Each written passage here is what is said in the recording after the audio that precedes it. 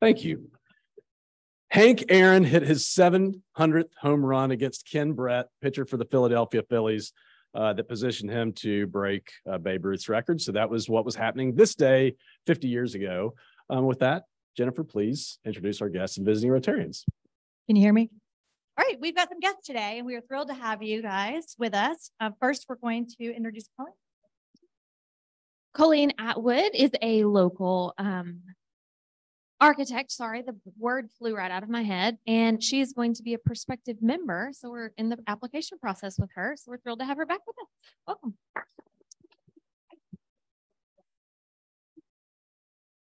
George, in true fashion, because you always come when someone just put food in their mouth. I'm here today with my new friend that I found out from living next door to my son. His name is Tim Elder. I get these pregnant pauses. Tim, thank you for being here. Tim, you visited us last week, and so we're glad to have you back. Certainly welcome to our club. And I will introduce our last guest, Owen Zadunsky. Has visited us. This is his third time visiting. He is a prospective member. He has his application in for membership. I have learned so many amazing things about Owen while I've been sitting here. He moved to Middle Tennessee in 2012. He's currently in the insurance business, has his own independent insurance agency. But he moved here right immediately after the flood of 2010, began high school, but then because he's so skilled in the sport of hockey that he went to prep school, and he attended prep school at Culver Academy in Culver, Indiana. And then he has also practiced as a backup goalie for the Preds in place of Pecorine. So there you go. You can introduce yourself to Owen after the meeting and hear more about those stories. Before we get to announcements, I'm going to ask Betsy Crossley to do Happy Bucks.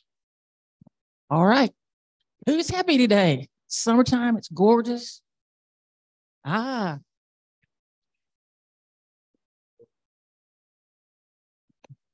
I have $5 for my 5th grandson being born 2 weeks ago. His name is Richard Kenneth Farrell, after my dad, Richard Thomas.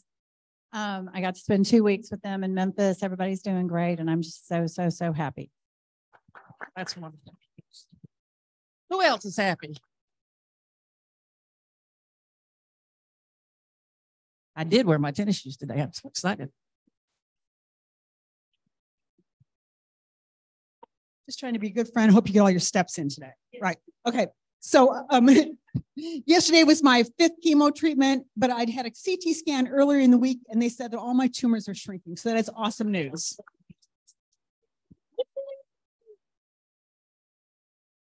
All right.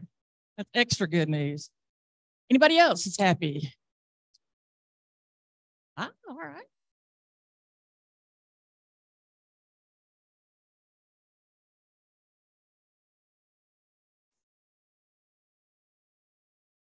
August 10th, Nan and I celebrate our 60th wedding anniversary.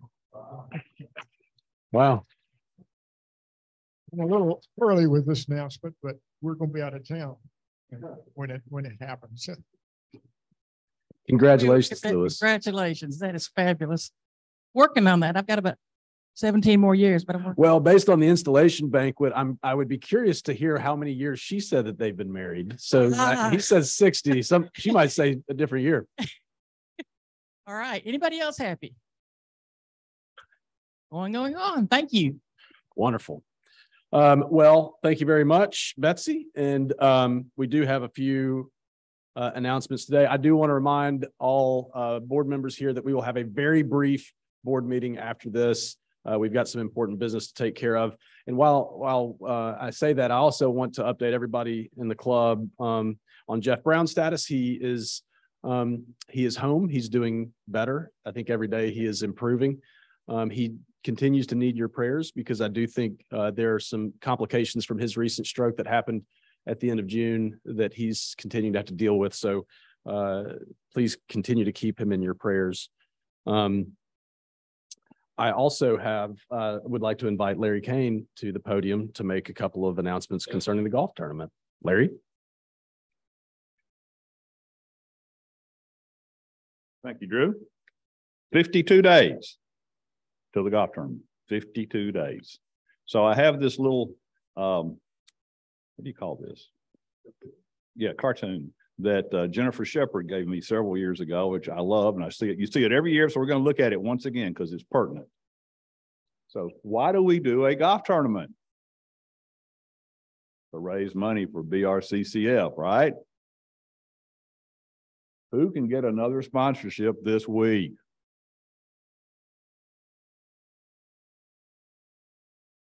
I can. Everybody say, I can. Now, so why is that important? So last week I stood up here and said, gosh, guys, we're doing pretty good, but we got 59 outstanding sponsorships from last year that we've not seen yet. And I thought, man, that'll get them. They'll get out there and get it right. So I'm proud to announce that this week we have 58. So thank you very much, whoever sold that one sponsorship. A special thank you, though, for last week to Patrick Wright and Betsy Crosley, who each sold $750 sponsorships. And most importantly, to Charles Grumman, who brought home $1,500 in sponsorship. So they made up for the whole sponsor that didn't get sold. We have one premium hole sponsor left on our sheet for $750. We have one hazard sponsor for $500, and then we're sold out of our major sponsors. And I feel sure that those will go. So I will just ask everyone to please, if you have a hole sponsor from last year, get it sold or get it bought or whatever. We have 19 members who had sponsors last year for their companies or their individuals who've not turned them in yet. So the 58 that we've got, 19 are ourselves. So let's get those turned in. Let's don't wait till 51 days from now and turn all that stuff in. Let's get it in the next couple of weeks. I'll lay off of you next week and we'll come back in 2 weeks and see what happens out of this. Remember, we got the incentive. Anybody that gets 3 new hole sponsors gets a $100 gift card to any restaurant they want. And I had a member come up to me before the meeting today and said, I've got 5. So I'll have them to you next week. I said, there you go. So everybody get to work. Thank you. Thank you, Larry, and make sure that you get those. Let's close the gap on that. Those 58 outstanding whole sponsorships that we had last year that we need to get this year. So this is something that I have not had the chance to do, but I've gotten to see done many times. I hope I don't do it poorly, but this is for those of you that don't know or don't have a history in Rotary. Dick Bowers told me while we were in Melbourne, he said, I want our club to be the most well-informed club on the foundation. You remember, I remember that you said that in the district, we were drinking a beer, and you would have thought that I would have forgotten that you said that, but I didn't. And so for those of you that don't know, Rotary's motto is service above self. And one of the ways that we can do that is by using our treasure, our talents, obviously to serve others, but one is to use treasure. And one designation for those that give to the Rotary Foundation is a Paul Harris Fellow. And so we have 2 Paul Harris Fellows that we want to recognize today. And this is very important because this is what we do. We come here to serve others either through actions or through contributions, financial contributions. And so I would like to invite Ted Elanchilian, or Ted, he's on Zoom. Ted, I have your Paul Harris Fellow certificate and pin. And we look forward to you joining us at an upcoming meeting when I can present these to you in person. So thank you, Ted, and congratulations. And Michelle Lafayette, please join me up here so I can present to you your Paul Harris Fellow certificate and pin. We will step over here.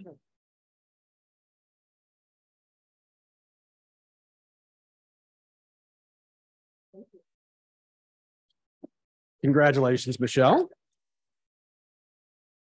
And thank you for your service above self. With that, I would like to invite Dick Bowers to come forward and introduce our speaker, Pat Ryan of the Tennessee World Affairs Council. Dick? All right. Thank you. If I move this, it goes cracked, right? No, it's good. 17-year-old scrawny kid living in Brooklyn, New York, going to an all-boys school, said, I've had enough. And he joined the Navy. 29 years, 26 years in the Navy. Started off as at the bottom as an E1, made it to Chief Petty Officer in the Submarine Corps. And then he became a Mustang, which is Navy talk for becoming an officer. He did surface warfare for a number of years and then became a Navy intelligence officer. He served around the world, did a year in Bahrain, 4 years in Italy, which was tough duty, I think. 3 in Japan, and was deployed to every fleet in the US Navy. While in Italy, he met his late wife, Connie. They married, and she was also in the Navy. His last Navy assignment was as part of the intelligence community's Exceptional Intelligence Analyst Program. In the mid-1990s, he did a deep dive into the origins and organization of a group called Al-Qaeda. And he spent a lot of time at the CIA, State Department, and traveling to the Middle East. After the Navy, he became a consultant in Washington, D.C., and then started his own publishing business, cranking out newsletters on the Middle East and what's going on in that neck of the woods for almost 15 years. He moved his family and business to Cookeville in 2010 and later in Nashville in 2015. 2007, while serving as the president of the Cookeville Rotary Breakfast Club, he and 3 other like-minded individuals who wanted to do something about the world founded the Tennessee World Affairs Council. And it was a Rotary grant that he and his club got to help found that institution. Tennessee World Affairs Council is now housed at Belmont University. It is alive and well. Go to the website. They have an incredible treasury of previous speakers, all things about the world. And he is also the founding president of the Tennessee Submarine Memorial Association, who has as its aim to commemorate the 87 Tennesseans who were lost at sea during service in submarines.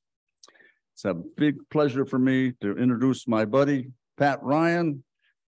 How about a Rotary welcome for Pat?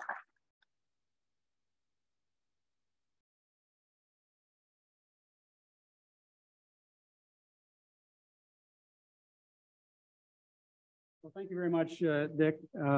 That's too much, but I appreciate the comments. As Dick mentioned, I'm the president of Tennessee World Affairs Council, and I'll talk a little bit about the council and what we do and how communities in Middle Tennessee and here can benefit from some of the programs we have. But first, I'd like to tell a little bit about some Navy Sea stories, and with apologies to senior officers present. Dale, I'm not sure where you are, but please don't hold me too much to account here. We'll try to adhere to the 4-way test as best we can in recounting some sea stories. But as we often do at the World Affairs Council, when we meet new people, we have to give them part of our quiz. We have a weekly quiz every Monday morning, 10 questions. It keeps students and followers of international affairs up on their toes. So if you can keep track of these 3 questions first, one at the beginning, one in the middle, and then one at the end, and we have handsome prizes, the world famous Tennessee World Affairs Council coffee mug for the winner. What is the name of the Russian mercenary group leader who launched a mutiny against the Kremlin? Whoa, whoa, whoa, whoa. We're gonna have the answer. I guess I didn't set this up right. Keep the answers to yourself. At the end, we'll go through the answers. We'll have a winner, and whoever gets to the coffee mug first, in event of a multiple tie, we'll hand those out. So that's just to get you thinking about the world.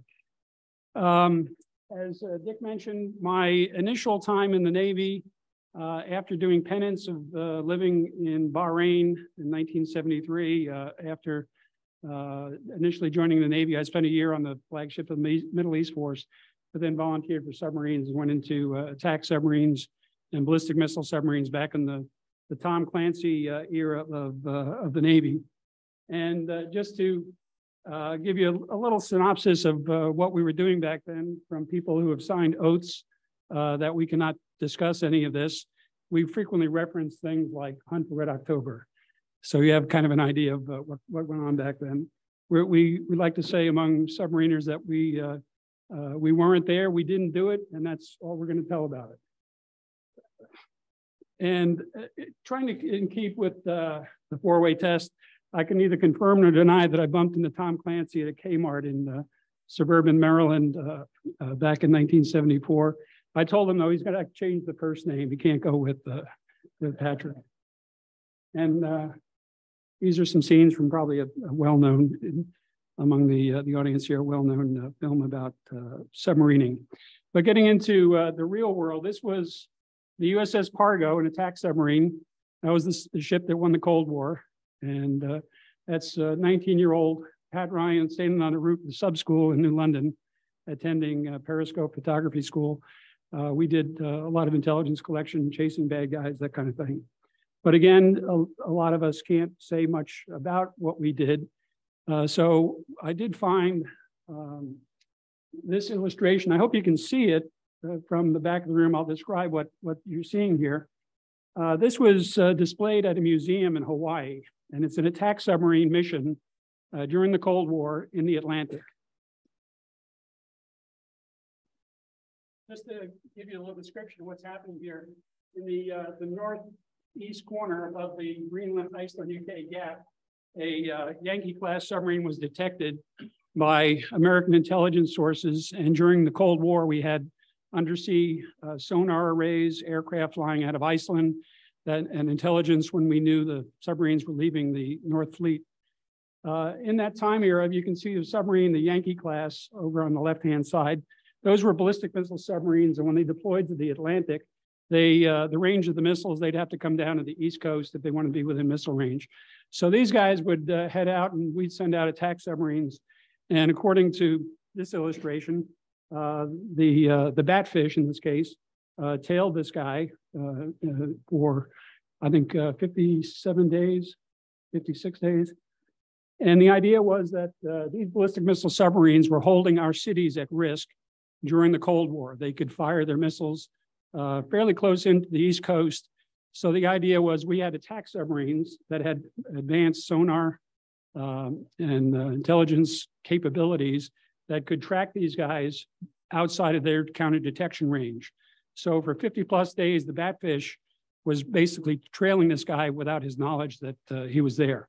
And the idea is that if the balloon goes up, if there's a war between the Soviet Union and the United States, there's an attack submarine that can preempt the launch from that ballistic missile submarine. Fast forward to 2023. We thought the Cold War was over. Maybe it's got a different name, but we certainly are at odds with the remnants of the Soviet Navy, which is now the Navy of the Russian Federation. We have had agreements during the years, especially the latest round of New START agreements with Russia, but that is no longer being followed by the Russians. So they're working outside of that agreement. The United States has said that so long as Russia does not abide with New START, we won't either. So you can see some of the material that Russia continues to build, despite the fact that their economy is in a ditch. They're fighting a very expensive war, but they continue to build strategic weapons. So that leads us to some of the existential threats that exist in the world today. We have the great power conflict with Russia and emerging China. There's the strategic nuclear proliferation threat, regional nuclear weapons threats. We now even have AI as an existential threat. Who knew a year ago that AI was going to be a threat to civilization? But the guy at Google who invented the AI at Google has quit to warn the world AI is now a big threat. So AI has joined the list of things that we need to be worried about. Okay, question number 2. Please don't shout out. What is the nickname of the Crown Prince of Saudi Arabia? His father is King Salman, and he was in the news being associated with the murder of a journalist, Jamal Khashoggi, Three letters, yeah. His initials, but we'll get to the end. Okay, so keep track of the, sorry we didn't have pencils and paper, but keep track. Again, four-way test applies. This gets into what we try to do with the World Affairs Council. And since 2007, when the council was formed in Cookeville, a couple of Rotarians got together and we decided that the community, especially our high school kids, needed to know more about what was going on in the world. There's a big sign in front of the Cookeville High School.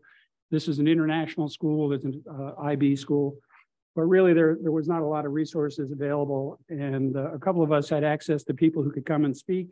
We brought in some ambassadors. We had the ambassador from Kazakhstan playing our Rotary golf tournament. He was a big golf fan. We got him to the Grand Ole Opry, and the Czech ambassador and the Russian ambassador and other senior officials to speak about international affairs. So we created this, and it was really a mom and pop organization designed for the Cookeville, Upper Cumberland community. And after a while, we started getting interest around the state, especially teachers and students who took part in our academic World Quest program. We'll talk a little bit more in depth about that. So the council is an IRS certified 501c3 nonprofit organization. So we do apply for grants as a nonprofit. We're certified in Tennessee as able to solicit charitable contributions, and we do that as well. We are a part of an organization called the World Affairs Councils of America, and these are similarly oriented organizations around the country, grassroots organizations that want to develop more information resources in their communities. Most of them are cities. Not too many of them have claimed the whole state, but we didn't want to call ourselves the Cookeville World Affairs Council because we'd never have an ambassador who wanted to come to Cookeville to visit with us. So we claimed the whole state since there wasn't a World Affairs Council, which, as it turns out, after Mission Creep was our appropriate title. We're pleased that last year, from among the 95 World Affairs Councils in that network, including places like Dallas and Los Angeles and New York, the Tennessee World Affairs Council is the co-winner of the Council of the Year. This gets back to Rotary and the Rotary core mission statement, especially understanding what's happening in the world and advancing goodwill. We believe that the Tennessee World Affairs Council, likewise, especially when we organized as a project of a Rotary Club, wanted to make sure that we likewise were advancing understanding of the world. So that's a core mission of the Tennessee World Affairs Council as well. The flagship program of our educational side, and you know, I mentioned bringing in speakers. We continue to do that now that we're based at Belmont, and we have quite a lineup of speakers coming. I'll talk about. But from the beginning, we really focused on education. That was what we wanted to get involved in. We adopted a program that was common around World Affairs Councils around the country called Academic World Quest. It's basically a quiz bowl competition. We have a couple of practice rounds. We organize teams in the fall. In the winter, we have practice rounds, and then we do a national or a state competition.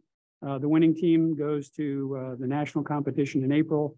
We add on a couple of days so they can go to visit embassies and think tanks in Capitol Hill and get some exposure to international affairs in Washington. We have other programs that work with that, a Global Scholar Certificate Program, where students can check off accomplishments, model Arab, model UN, other World Affairs Council events, or if they do things like host a Rotary exchange student from another country, that certainly qualifies as getting some knowledge of what's going on in the world. So we have a flexible way of awarding that certificate. We do a couple of career panels every year. This is more for the college age crowd and young professionals, where we bring in speakers from the State Department, Peace Corps, lawyers from international tribunals, business people, military officers, and so forth, to talk about their careers, how they got interested, how they got involved, what the pluses and minuses were, you know, whether you wanted to be Ambassador Bowers in Bolivia and have to organize a caravan of 6 cars to go out and get ice cream on Saturday night, if that's the lifestyle you were looking for. the ups and downs of all those different careers. Well, this brings us to sharing what we're doing with Rotary clubs. And I thank Dick and Frank Rothermel, who was the district governor of the district that included Cookville when I was the president of the Breakfast Club. We got together, and the idea is to invite Rotary clubs to get involved in working with schools in their hometowns to get teams organized, mentored, coached, supported in whatever ways the Rotary Club felt would be appropriate, whether through an Interact Club or directly getting involved with teachers and students. And I'll be happy to talk more with the board or with any interested members about how some of that could work. We've got a white paper on how a Rotary Club and the World Affairs Council can work to get students more involved in understanding what's going on in the world. Last question, what is the capital of the most recently added NATO member? Think about that for a minute. Again, don't chat out. We'll get to the answers here in just a second.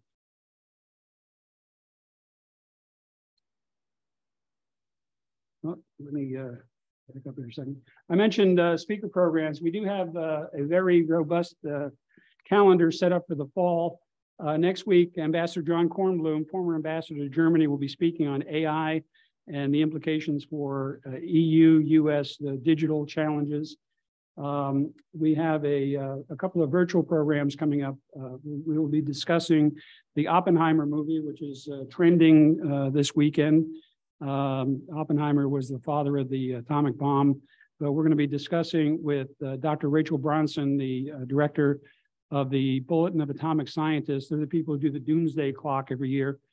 She's going to talk about the implications of new technology and what it means towards existential threats around the world. Oppenheimer, after the bomb dropped, he expressed concerns about what that had done to change the dynamic in the world.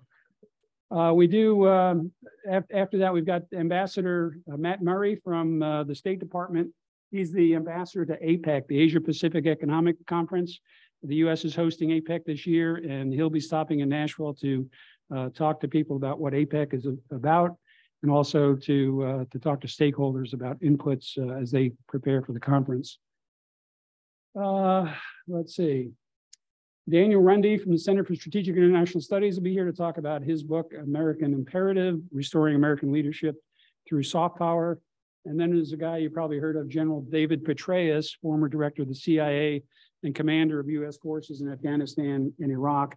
He'll be in Nashville to do a luncheon with us and a book signing. His new book is out.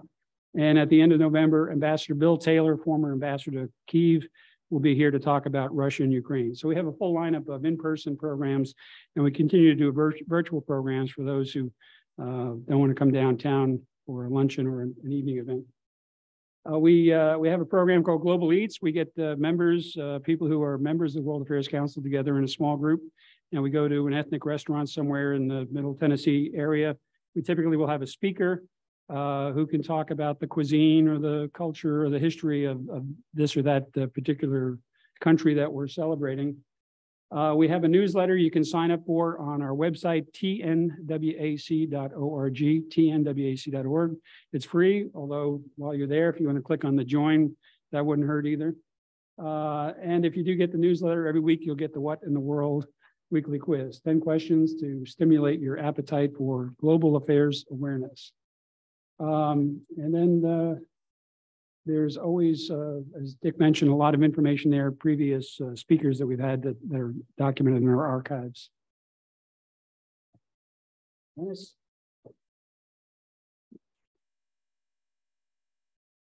I hope so. This is the best part.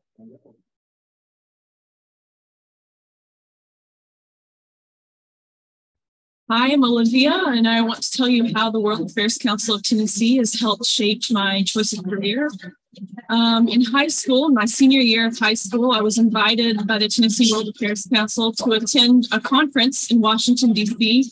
with National Council on U.S. Arab Relations. It's a conference that they put on every year, and it's the U.S. Arab Policymakers Conference. It was a totally new experience. I hadn't been to DC before. I learned about the Middle East, and I knew nothing going into the conference about the Middle East, about the region, about culture. And it was my impetus to learn more, and I was hooked. I went on to the University of Tennessee, and in my undergraduate studies there, I majored in Middle Eastern studies, and I took Arabic courses. I had the opportunity to study in Oman for 2 summers, and study in Jordan, and work in refugee camps there. And I've also had the opportunity to live and study in the United Arab Emirates, to travel to Kuwait and Bahrain. And right now, I'm studying in Qatar, in Doha, Qatar, Arabic. I fell in love with the language and the culture and the history of this region. And I went on to do my master's in Exeter, in the University of Exeter in Gulf Studies. And I'm so thankful to the Tennessee World Affairs Council for the opportunity that it's given me, and for lighting the fire, underneath me to learn more about this part of the world.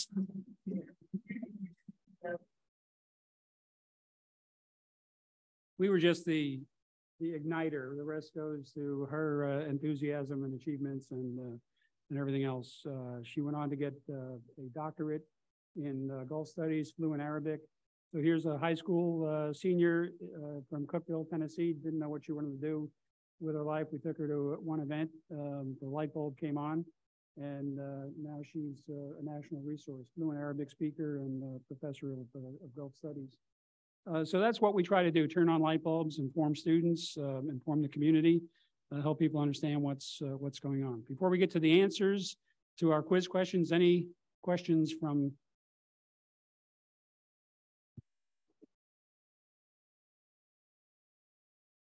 So this is a great show, great program, and I appreciate you coming. I love reading about world affairs, and I want your comment on something I've been reading about a lot that I think is kind of flying under the radar, and that is the impending demographic collapse of both China and Russia, in that they've got way too many old people like me and very, very few young people like Drew who are going to come along. And so there's even speculation that in the next decade or so, they may not even exist as a coherent nation.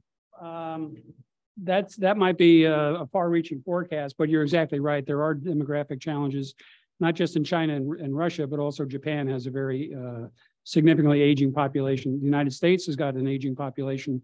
If you look at the trend lines, not obviously as bad as China, because China had installed the policy where they limited the number of children people could have, and that had an adverse impact. In the case of Russia, we've known for decades that Russia had problems with their demographics. Looking at the declining life expectancy rate, the levels of pollution, people were just ill and not living longer, and not the nutrition was an issue. So Russia's had a problem for a long time, and you can see that the last thing in the world they needed to do was to start a war where the economic sanctions are kicking in. So they do have challenges in that area. China has a significant challenge. They're trying to rebalance it by encouraging younger people to have more children. The same in Japan. They're trying to encourage people to have more children, but they're finding that young women are not as interested in raising big families as they used to be. So it's a challenge. I'm not sure that it's part of the impending collapse of China. China is despite the economic troubles, demographic problems, and facing a very large coalition of allies who are determined to prevent its expansion, they're still doing quite well if you look at growth rates and so forth. Question, I know that Dick is a polyglot. How many languages, I'm curious, do you speak? It depends on how late at night it is at the bar. Unfortunately, when you're a naval intelligence officer, the information that comes to you is already translated. So if you're working in headquarters, you don't really have an opportunity. I lived in Naples, Italy for 4 years on the submarine staff there, and learned Italian fairly well. I could hold my own, but that was in the 70s.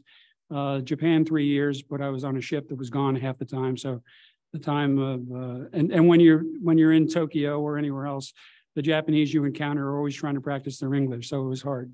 I spent a lot of time in the Middle East, but again, it was with people who were English speakers and reading material that was already translated. So sadly, I wasn't immersed in a particular environment where I could acquire a language, but I've been to enough places where I can order a beer.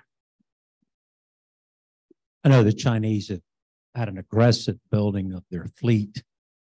In terms of quality compared to the U.S. Navy vessels, is it something we truly need to worry about, or and do you foresee them attacking Taiwan in the next 5 years? Well, intelligence officers try not to be prognosticators. We try to lay out the facts and let the operators, Captain, is that right? You don't want the intel guys getting in the operational details. I would say, though, that the problem with the People's Liberation Army Navy, the PLAN, their Navy, which is now, in terms of ships, is the largest fleet in the world. Unfortunately for us, they're all there and ours are everywhere. We are beefing up aircraft carriers and submarines in the Western Pacific, spending a lot of money retooling the bases, putting Marines in places like Northern Australia, working with the Philippines to get basing rights restored after a gap of a couple of decades. So there are steps we're taking. We like to think that qualitatively, U.S. Navy aircraft carriers and U.S. Navy attack submarines are without question the best in the world. Unfortunately, there's only so many of them. You know, when you look at the multi-layer threats that the Chinese pose to a naval force in the region, it would be a tough slog. My personal view is that the Chinese within the next 10 years will attempt to take Taiwan. What could a Rotary Club like this club do to help you fulfill your mission of educating the young people of Tennessee to the world? Well, thank you for that question, Dick. We are, as I mentioned, I had the good fortune of spending time with former District Governor Bowers and Rothermill to talk about how World Affairs Council work with students was really in the sweet spot for Rotary clubs. So we're putting together white papers to brief clubs, and this is my first chance to talk to a club. I'll be going to Knoxville on Tuesday to talk to the downtown Knoxville club. But we're interested in talking with club officers and boards about what would work in this or that club that might or might not help them reach out to schools, whether there's an Interact club associated with a Rotary club or just the efforts of a couple of interested Rotarians. The problem we have with WorldQuest, it's an excellent program. It really is something that we can hand off to a teacher. They get students involved. They do practice rounds. They prepare during the year. And then they participate in our championship match, and the winning team goes to Washington. And it's a great opportunity. We had a team that went to the Russian embassy that was hosted. This was back in 2016 before things got kind of sideways with the Russians, but they had a great opportunity to talk to senior diplomats there. They go to Capitol Hill. They see their senators and congressmen, go to think tanks like Brookings and so forth. So it's a terrific opportunity. The hard part is getting that one teacher to know about the program. And, you know, we know teachers have a lot going on. So if we can get some volunteers from Rotary clubs to either coach or mentor or support teachers, it doesn't take a lot of work. You give these study guides to the students, they start getting prepared for the competitions and just show up on competition day. So if we could get Rotarians who are interested in working with their schools, with teachers, to knock on the door at Ravenswood. We've had teams from Ravenswood and Centennial and a homeschool team from Nolensville. We even have teams from Atlanta, Georgia and Northern Alabama who play in our Rotary competition because they don't have a World Affairs Council in their area. Unfortunately, the team from Atlanta has been pretty good, and we wind up taking a team from Atlanta, Georgia, representing the Tennessee Council. So we're hoping to reverse that this coming year. But now, when we were asked to have them in our group, we decided that we didn't care what zip code a kid was in. If they wanted to know more about the world, they could play in our competition. But yeah, the answer is we'll be available to talk about specifics of working with Williamson County schools, the ones that we've already been working with. And in fact, we do a lot of work with Cassie Bates, who was at Centennial. She was the Peace Teacher of the Year. We have a good relationship with the U.S. Institute of Peace. So beyond the student programs, we also do a lot of work with teacher programs. Yes, sir. I'm a commercial banker, and so I work with companies that rely on sourcing raw materials or other things from other countries. And I think what COVID has taught us, and coming out of COVID has taught us, is that we have been heavily reliant on China as a producer of goods. And this may be asking you a question that's swimming outside of your lane, but I'm curious to know, just from a pure economic standpoint, how do we make a transition away from a reliance to China, and where do you see that going in the future? Well, the naval intelligence officers are known for making things up if they don't know the answer. So we'll try to work through that. You're exactly right. After COVID, it was painfully obvious that we couldn't rely on China for all of the things that we did rely on. We've started concepts of nearshoring, working with manufacturers in countries like Mexico and further abroad in Southeast Asia, spreading the manufacturing capacity. Increase a lot of the problems were with shipping. We had a lot of ships off Long Beach that they couldn't unload their cargoes, and that's infrastructure. We need to build up the infrastructure. Now we're talking not so much decoupling, which is breaking with China, but de-risking, reducing the amount of dependence we have on Chinese goods through some of these nearshoring and rebuilding the infrastructure, those kinds of moves. But yeah, it's a problem that was recognized. And I think there's some good work being done in both the private and public sectors to address it. I think I've extracted my question, the answer to my question, from what you said, the last two folks. But I am curious, what hurdles, if any, are there with local school boards with what you do, or is it wide open and they say, come on in? I mean, is there any hurdles that you guys have to jump? No, at any school, we make it as easy as possible. 4 students on a team, they don't even need to be from the same high school. They don't even need to have a teacher. The first year we did this, we got called by a teacher, and we were trying to get this was our orientation year. First Tennessee was giving us some money to fund the trip to Washington, and we didn't want to guarantee we were going to do it until we had the money in hand. So I said, call me back next week and I'll give you an answer, about signing up. So I contacted this teacher, and I wasn't really sure what school she was in. Turns out it was in Nashville, and we were still in Cookeville. And she says, well, we've decided to wait till next year. Well, apparently that wasn't a good enough answer for the students she had talked to.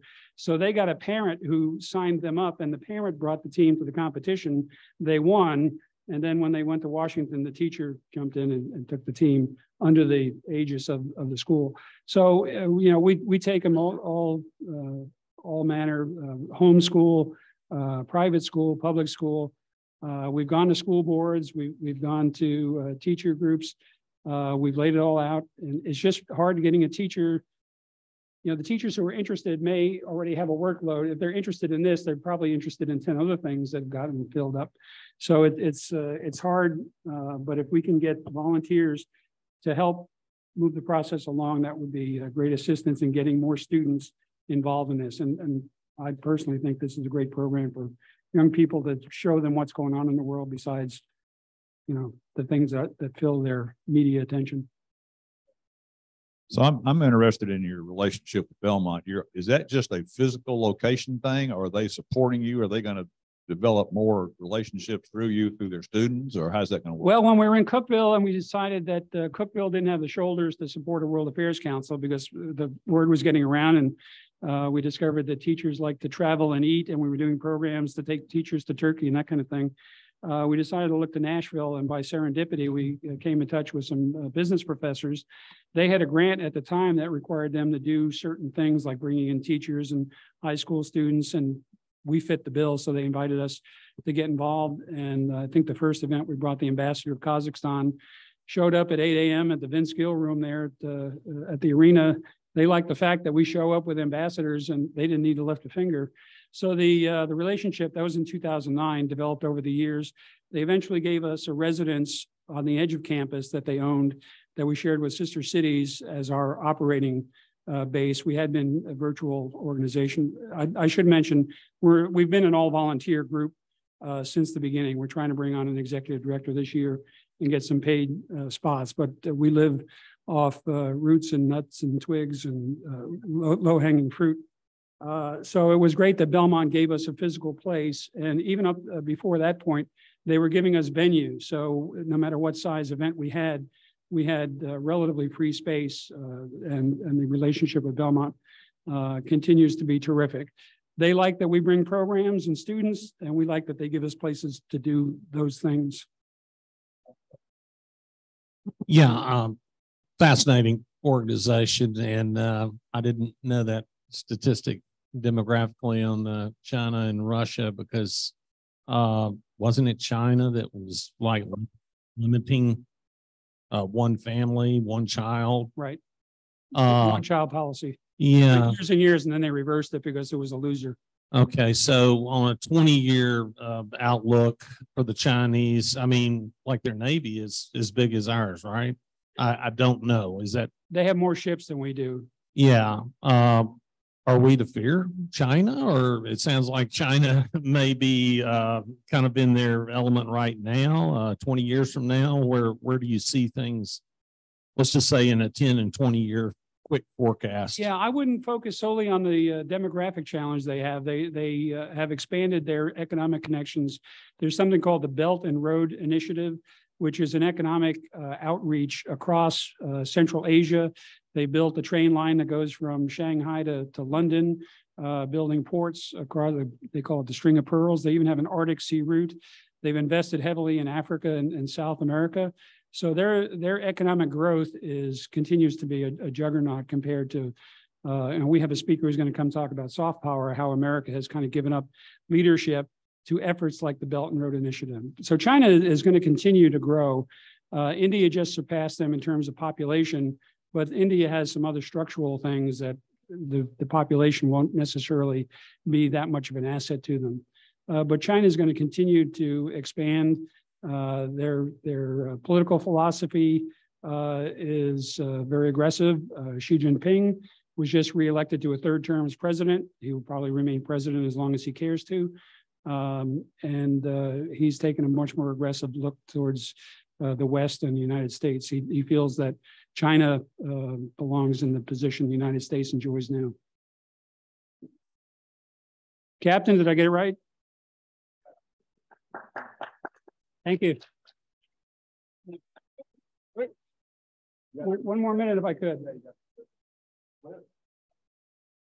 Okay, the answer, Yevgeny Prigozhin, and this again for the four-way test. So we got 2 coffee mugs, and I don't know a good way to divide this up. So whoever comes up at the end here, the nickname for the Crown Prince of Saudi Arabia, MBS, Mohammed bin Salman. Question 3, the capital of the recently added NATO member, Helsinki, Finland. Did anybody get all 3? You have 2 coffee mugs. My time is done. You have to be honest now. That it is part of the four-way test. Is it the truth? But please come speak to Pat afterwards and take advantage of these prizes, because I know that some of you were able to actually get that. And Pat, thank you very much. The Global Eats program is something that that caught me. I enjoy ethnic food, and I think I would love to participate in that. Japan is up next. Okay. Well, so if you're ready to go eat Japanese food with others, please come and talk to Pat. Again, Pat, thank you for being here. It was a great program. Again, thank you very much. I have actually something. I'm supposed to be presenting you with a gift, a pen that you would take and remember your time speaking to us. Unfortunately, we don't have a pen today to offer you. So that's just, I'm new. This is the new Rotary year. It's my second weekend, and I've already fallen down on the job on that. So my apologies. But I do have a book that we would ask you to sign, and I've got a pen that you can actually sign this with. And then I'll send you the pen that I meant to send to bring with me today.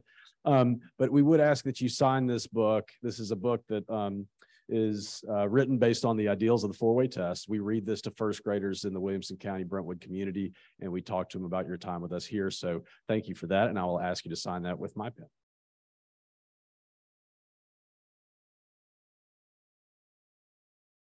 Wonderful. Well, Pat, thank you for your time and for what you shared with us today. For those that joined us as guests, Colleen, soon to be not a guest, but great for you to be here with us. Tim, thank you for joining us again. It's great to see you again. Owen, thank you for joining us, and we look forward to you joining us more permanently in the future. There are 52 days left until the golf tournament, ladies and gentlemen. So 58 outstanding hole sponsorships. That's low-hanging fruit, and there's a financial incentive for you to go out and get those. Put away the tables and stack the chairs. And remember the board of directors, there is a very brief meeting after this. And if there is nothing else for the good of Rotary, then we are adjourned.